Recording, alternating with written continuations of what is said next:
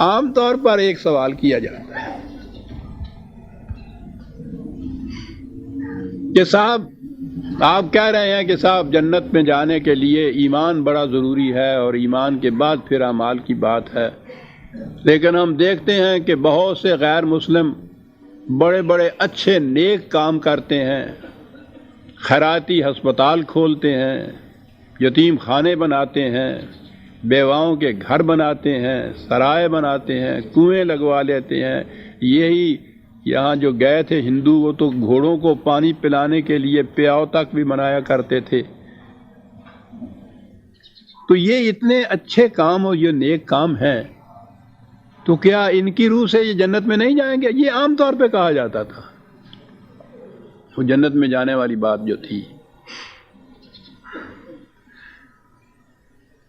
ذہن میں رکھیے کہ جسے ایمان کہتے ہیں وہ چیز کیا ہوتی ہے۔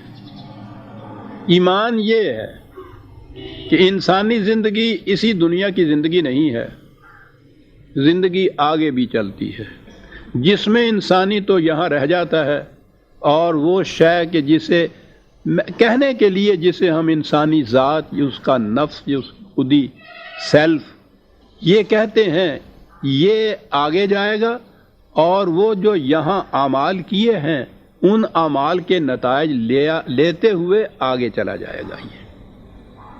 یہ ہے تصور قرآن کا جسے ہم ایمان کہتے ہیں۔ جو اس حقیقت پہ ایمان نہیں رکھتا، یقین نہیں رکھتا، اور وہ کہتا یہ ہے کہ زندگی اسی دنیا کی زندگی ہے، مرنے کے ساتھ سب کچھ ختم ہو جاتا ہے۔ سوال یہ ہے کہ یہ جتنے یہ اچھے کام ہم نے گنائے ہیں واقعی وہ کرتے ہیں؟ جو اس کو تسلیم نہیں کرتا، یہ کام کرتا ہے، پوچھا جائے کہ وہ یہ کیوں کرتا ہے؟ جو اس چیز پہ ایمان رکھتا ہے وہ تو اس لیے کرتا ہے کہ ان کاموں کے نتیجے میں میری ذات کی نشو و نما ہوگی، پختگی ہوگی، وہ اس قابل ہوگی کہ زندگی کی اگلی ارتقائی منزل میں پہنچ جائے، اور وہ مرنے کے بعد پہنچے گی۔ وہ یہ ایمان رکھتا ہے، تو اس کے لیے تو جواب صحیح ہے کہ کیوں ایسا کرتے ہو؟ اس لیے ایسا کرتا ہوں کہ اس سے میری ذات کو فائدہ پہنچتا ہے، اس کی نشو و نما ہوتی ہے، میں اگلی زندگی کے ارتقائی منازل طے کرنے کے قابل ہو جاتا ہوں۔ اس کو دیوائی یا فٹ کا پتہ ہوتا ہے، وہ اس کا جواب دے سکتا ہے۔ لیکن جو اسے تسلیم نہیں کرتا، اور وہ یہ جسے آپ کہتے ہیں نیک کام کرتا ہے، بڑا غور طلب ہے یہ موضوع۔ پوچھئے کہ وہ کیوں کرتا ہے یہ، آپ بھی سوچئے گا کبھی کیوں کرتا ہے۔ یہ علم الاخلاق کا بڑا ایک بنیادی مسئلہ ہے کہ جسے ہم یہ اچھا کام کہتے ہیں دوسروں کے لیے، یہ جو کچھ کرتے ہیں، یہ کیوں کرتا ہے انسان؟ یہ کیوں کرتے ہیں ایسا؟ یہی کہیں گے نا یا تو وہ کہ صاحب ہم اسے اچھا سمجھتے ہیں اس لیے ہم کرتے ہیں، اس کے کرنے سے ان کا اپنا اطمینان ہو گیا کہ ہم نے اچھا کام کر لیا، یہی ہوگا نا، اطمینان ہو گیا۔ یا معاشرے میں شہرت اور عزت حاصل ہونے کی بات ہے۔ سب سے بڑا جذبہ محرکہ تو یہ ہوتا ہے۔ شعوری یا غیر شعوری طور پر معاشرے میں یہ جو اس کی عزت و تکریم ہوتی ہے ان کاموں کی وجہ سے، یہ جذبہ محرکہ بھی ہوتا ہے۔ غور کیجئے گا، کوئی اور بات سمجھ میں نہیں آ سکتی۔ اس ایشو کے اوپر، اس پرابلم کے اوپر یہ جو علم الاخلاق والے ہیں نا، انہوں نے بڑی لمبی چوڑی باتیں کی ہیں کہ انسان اخلاق کا پابند کیوں ہوتا ہے، اسے کس طرح سے اس کی طرف لایا جائے کہ وہ اس کا پابند ہو، کیوں کرے۔ ایک شخص کہتا ہے کہ صاحب یہ غریب آدمی ہے، تم اس کی مدد کرو، وہ کہتا ہے میں کیوں مدد کروں اس کی۔ یہ کیوں کے جواب میں اگر اطمینان دلایا جائے تو پھر تو بات ہوتی ہے۔ آپ کہیں گے نا کہ یہ غریب ہے، مستحق ہے، وہ کہتا ہے ٹھیک ہے یہ ہوا کرے، میں نے تو اس کو غریب نہیں کیا ہے، میں کیوں اس کی مدد کروں؟ تو زیادہ سے زیادہ یہی کہیں گے نا کہ بھائی کل کو اگر تم غریب ہو جاؤ گے تو پھر تم بھی تو چاہو گے نا تمہاری مدد کوئی کرے۔ وہ کہتا ہے کوئی بات نہیں ہے، میں نے انتظام کر رکھا ہے کہ میں غریب ہوں گا ہی نہیں، اور اگر ہوں گا تو میں نہیں مانگنے جاؤں گا تمہارے گھر. یہ عام جواب ہوتا ہے. اس کا جواب، یہ بات تو بڑی پیش پا افتادہ سی نظر آتی ہے کہ اچھے کام کرنے والے جو ہیں وہ اچھے کام کرتے ہیں. کبھی کسی نے کھڑے ہو کے سوچا نہیں ہے کہ وہ کیوں یہ کام کرتے ہیں؟ کیا جذبہ محرکہ ہے اچھے کام کرنے کا؟ کیوں کرتے ہیں؟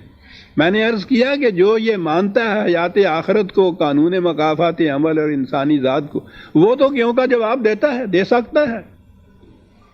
جو اسے نہیں مانتا وہ اس کیوں کا جواب دے نہیں سکتا. جواب دے گا تو میں نے عرض کیا ہے، یا تو یہ چیز ہے کہ صاحب مجھے اچھا لگتا ہے، مجھے اس سے خوشی ہوتی ہے، مجھے اس سے اطمینان ہوتا ہے، تو اپنی خوشی اور اطمینان کی خاطر کرتا ہے. یا معاشرے میں عزت حاصل ہوتی ہے، بیشتر تو اس لیے ہوتا ہے. دوسرے پھر اس عزت حاصل کرنے کے لیے وہ بھی اس کی تقلید کرتے ہیں. وہ یہاں ایک سب اوورسیئر یا اوورسیئر تھا، یہ سر گنگا رام جیتے کہتے ہیں تھا، مرمرا بھی گئے، آج تک بھی سر گنگا رام ہاسپٹل چلا رہا ہے، اور لوگوں کے ذہن میں ہے کہ صاحب دیکھو نا، ایسا کرنے سے زندگی میں بھی بڑی عزت ملی، وہ سر کا خطاب بھی مل گیا، اور مرنے کے بعد بھی گنگا رام ہاسپٹل چلا جاتا ہے. تو یہ جذبہ محرکہ ہو جاتا ہے، معاشرے میں عزت کا مقام حاصل ہونا، اور یہ بڑا جذبہ ہے حقیقت یہ ہے. یہی چیزیں ہیں. یا مادی مفادات بھی حاصل ہو جاتے ہیں. پھر یہ جو حکومتوں کی طرف سے کہیں چندے کی اپیل ہوتی ہے، اس میں جو بڑھ چڑھ کے چندہ دیتے ہیں بشرطے کہ وہ تختی وہاں لگ جائے اور اس پہ نام آ جائے ان کا. یہ ہوتا ہے نا بڑے بڑے خیراتی کاموں میں، وہ سنگ مرمر کی تختیاں لگی ہوئی اور ان پہ نام آ جائے. سمجھ لیا نا جذبہ محرکہ کیا ہوتا ہے؟ اپنا اطمینان، اپنی خوشی، فخر، امتیازی بات، معاشرے میں عزت، اونچا مقام، سرکار دربارے جسے ہم کہتے ہیں، کرسی نشینی، یہ ہے نا وہ جذبات جو ہیں. اگر یہ ایمان نہ ہو حیات آخرت کا، تو یہی ہے وہ محرکات. قرآن نے بڑی ہی لطیف پیرائے میں بات کی ہے.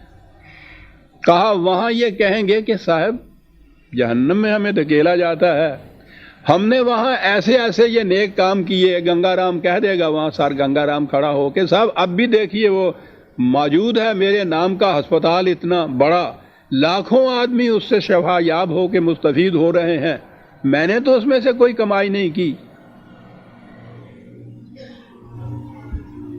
تو یہ جو میں نے کیا ہے اتنا بڑا کام نیک، اس کا تو کوئی صلہ ملنا چاہیے نا.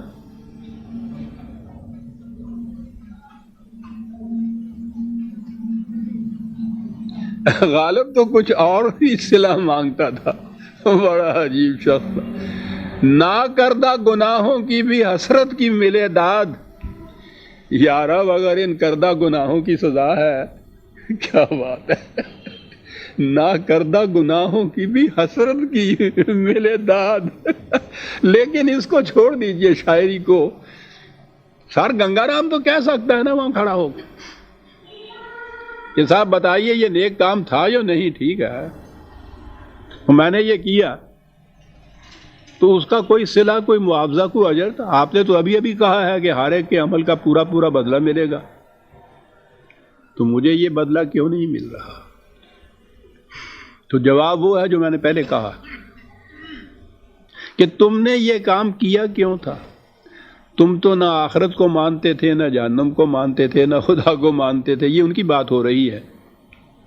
پھر کیوں کیا تھا؟ تو کیونکہ جب تجزیہ کیا جائے گا عزیزان من، تو بات یہی آئے گی نا کہ مجھے اچھا لگا تو مجھے اس سے اطمینان ہو گیا، یا معاشرے کے اندر میری اتنی بڑی عزت ہو گئی. تو کہا کہ تم نے جس مقصد کے لیے کام کیا تھا وہ تو پورا ہو گیا، وہاں حاصل کر لیا، صلہ تو وہی تھا تمہارے کام تھا، اب اور کیا مانگتے ہو یہاں؟ کیا بات ہے. اذهبتم طیباتکم فی حیاتکم الدنیا واستمتعتم بها. تم نے اچھے کام کیے، اچھے کام کا جو جذبہ محرکہ اور جو تم صلہ چاہتے تھے وہاں، وہ صلہ تمہیں مل گیا. مرنے کے بعد تم بھی تمہارے عقیدے کے مطابق ختم ہو گئے، تمہارے وہ اعمال بھی ختم ہو گئے، اب یہاں ہم سے کیا مانگتے ہو؟ کیا لائے ہو ساتھ؟ کیا بات ہے صاحب، اذهبت زندگی محض اسی دنیا کی زندگی کو سمجھنا، پھر دوسری زندگی وہ ہے کہ وہ حیات آخرت کو بھی ساتھ سمجھنا۔ یہ زندگی کے جس کا تعلق اعمال سے ہے، بڑا ایک لطیف فرق ہے۔ شعر تو وہ غزل کا ہے، لیکن اس میں فرق بڑا لطیف بیان کیا گیا۔ میں اپنے الفاظ میں بھی بیان کر سکتا ہوں، کروں گا، لیکن وہ بڑا برجستہ ہے جو جلدی سمجھ میں بات آ جائے گی۔ دو چیزوں میں فرق: جی لیا 4 دن جوانی میں، زندگی عمر بھر نہیں ہوتی۔ پھر عرض کروں، لکھنا ہے ابھی تو۔ جی لیا 4 دن جوانی میں، زندگی عمر بھر نہیں ہوتی۔ اس نے زندگی اور عمر میں فرق کیا ہے، اور یہ بڑا فرق ہے عزیزان۔